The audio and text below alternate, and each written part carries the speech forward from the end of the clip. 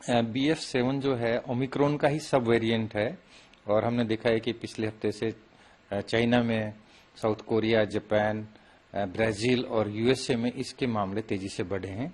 और कोरोना क्योंकि जो बहुत बड़ी वेव चाइना को अभी देखने को मिल रही है, भारतवर्ष में BF7 के 4 ही मामले सामने आए हैं, उड़ीसा से और गुजरात से, और ये भी पिछले महीने के जो है केसेस हैं।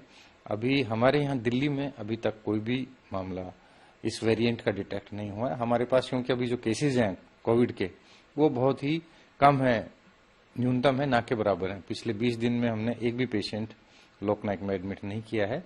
और हम क्योंकि अब ये नया वेरिएंट है, इसको लेके हम पूरा विजिलेंट है, ज्यादा तैयारी कर रहे हैं और हमें निर्देश मिला है कि हमें जो भी पेशेंट हमारे पास आएगा सभी का हमें जीन सीक्वेंसिंग करना है। जी, आपने बताया कि कोरोना के पेशेंट इतने नहीं आ रहे हैं, लेकिन अभी सर्दी का समय है, मौसम बदल रहा है, तो ऐसे में जो जुकाम खांसी वाले या आम जो बीमारी रहती है, क्या उसको लेकर भी डरने की जरूरत है? क्या सिम्टम्स सेम हैं? क्या सिम्टम्स हैं BF7 के?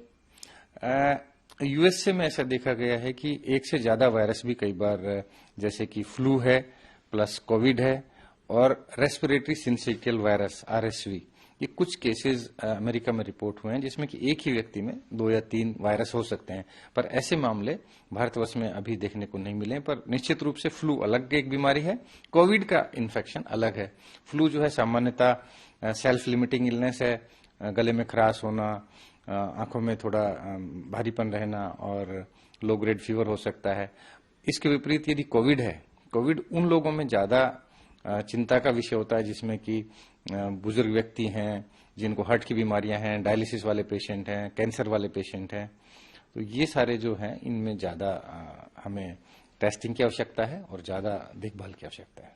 जी, जैसे कि प्रिकॉशन की बात कर रही हूँ, अगर क्योंकि आम लोगों को इसके बारे में उतनी जानकारी नहीं है, तो क्या लक्षण है? क्योंकि ये ओमिक्रॉन का ही सब वेरिएंट है और BF7 के बारे में अभी ज्यादा जानकारी भारतवर्ष में उपलब्ध नहीं है। ज्यादातर जो हमें लिटरेचर से जो जानकारी उपलब्ध है उसमें ये जो कोविड के लक्षण होते हैं, जैसे कि कफ है, गले में दर्द होना, आंखों में जलन होना और बुखार, ब्रेथलेसनेस, ये ज्यादा सिम्टम्स हैं। कुछ मामले में यदि उल्टी या दस्त, एब्डोमिनल सिम्टम्स भी हो सकते हैं। और यदि आपको रेस्पिरेटरी सिम्टम्स हैं तो जरूर आपको RT-PCR या रैट टेस्टिंग जरूर कराना चाहिए, ये बहुत आवश्यक है। टेस्टिंग की आपने बात की है, LNJP में रोजाना कितनी टेस्टिंग हो रही है? अभी हमारे यहाँ पे स्क्रीनिंग, जो भी पेशेंट जिनको की रेस्पिरेटरी सिम्टम्स हैं, जिसको भी कोमोर्बिडिटी है, उनके लिए अलग से हमने काउंटर बनाया हुआ है जिसमें कि पेशेंट्स टेस्ट करा सकते हैं। पर अभी तक सारे के सारे सैंपल हमें नेगेटिव ही आए हैं, किसी को भी ना तो RT-PCR से पॉजिटिविटी आ रही है ना रैट से आ रहे हैं। डेली हम कर रहे हैं टेस्ट, जिनको भी लक्षण होते हैं, रेस्पिरेटरी सिम्टम्स होते हैं। कोरोना का सबसे बड़ा अस्पताल LNJP है, क्या तैयारी इस वेरिएंट को लेकर है आपकी? क्या मीटिंग्स की गई हैं डॉक्टर्स के साथ? अभी हमारे पास 450 बेड्स हमने रखे हैं कोविड के लिए, क्योंकि सबसे बड़ा ये देश का अस्पताल है कोविड, तो हमने 450 बेड अभी भी रखे हुए हैं। इसमें 50 ICU बेड्स हैं। अलग से हमने, यदि कोविड पॉजिटिव मदर कोई आती है तो उसके लिए अलग से हमने लेबर रूम, अलग से नर्सरी, उसकी व्यवस्था है। इसके साथ साथ कोविड के लिए अलग से डायलिसिस यूनिट हमारी यहाँ पे 24 घंटा काम कर रही है।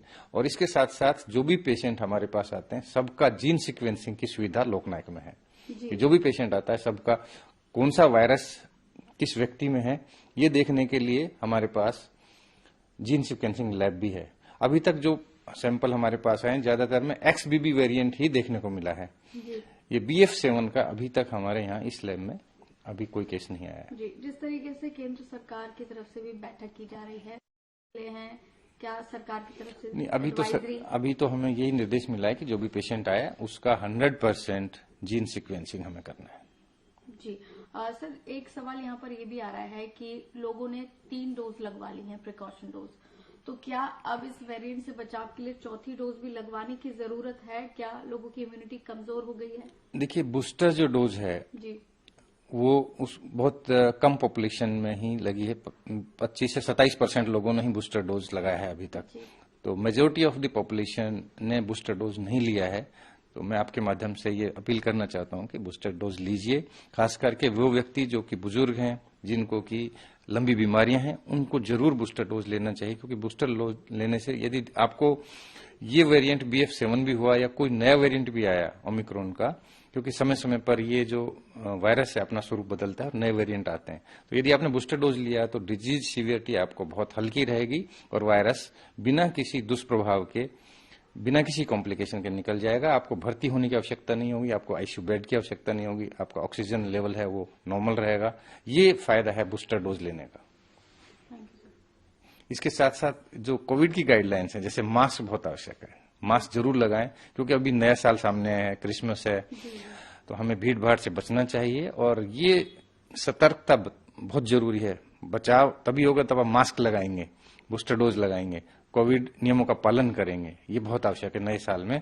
और इसके साथ साथ ये भी मैं आपको बताना चाहता हूं कि इसको लेके पैनिक ना हो, अफवाहों पे ध्यान नहीं दें। पैनिक होने की आवश्यकता नहीं है, सावधानी की आवश्यकता है।